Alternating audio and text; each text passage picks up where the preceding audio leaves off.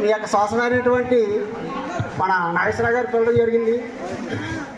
అయితే మీ యొక్క స్కూల్కి చంద్రబాబు నాయుడు గారు వస్తే ఎలా ఉంటుందో ఫస్ట్ ఆయన వాసన చేద్దాం. ఎందుకంటే మరి మన సీఎం ఆయనే కదా, అవునా?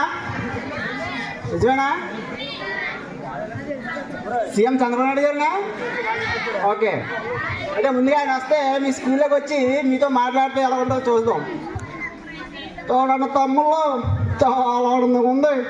మమ్మల్ని చూస్తూ ఉంటే ఆ రోజున చదువుకున్న రోజు గుర్తు వస్తూ ఉన్నాయి.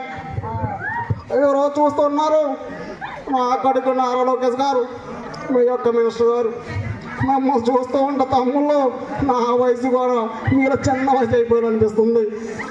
ఎందుకంటే తమ్ముళ్ళు మీలాగా నేను కూడా ఆ రోజుల్లో బాగా ఆడేవాడిని.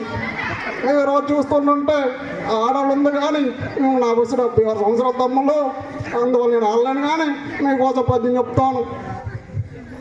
ఉప్పు కప్పినంబు ఒక్క బోలు నుండు చూడగలి రుచులే జోడలు గడయ్య పుణ్యపురుషులందు బాబు నేనయ్య విశ్వదాభిరామ ఎన్టీఆర్ మామ జయగనోభూమి జయగనోభూమి.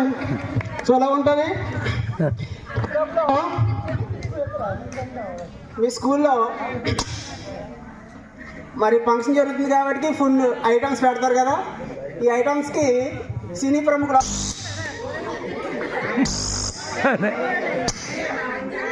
ముందుగా కోయసార్ల గారు, సునీల్ గారు, ఎంఎస్ నారాయణ, ఎల్వి సినిమాలో 1 by 1 వస్తూ ఉంటారనమాట.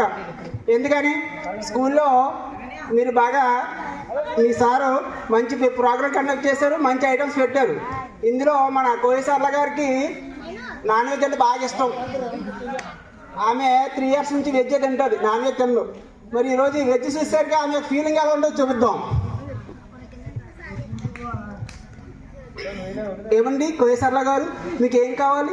ఇక్కడ బిర్యానీ అండ్ ఆవకాయ పచ్చడి, నెయ్యి ఉంది, మీకు ఏం కావాలి తీసుకో.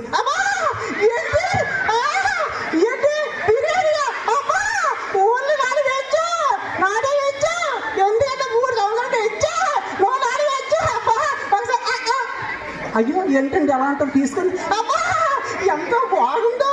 కొంచెం బిర్యానీ అలా నెయ్యేసి కొంచెం అలా ఆవగా నంచుకోవడం తింటే ఎలా ఉంటుందండి?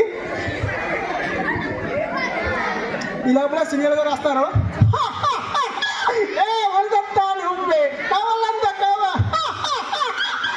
రవి బావాలి అన్నారు, ఎర్రి బాబులు అంటారు.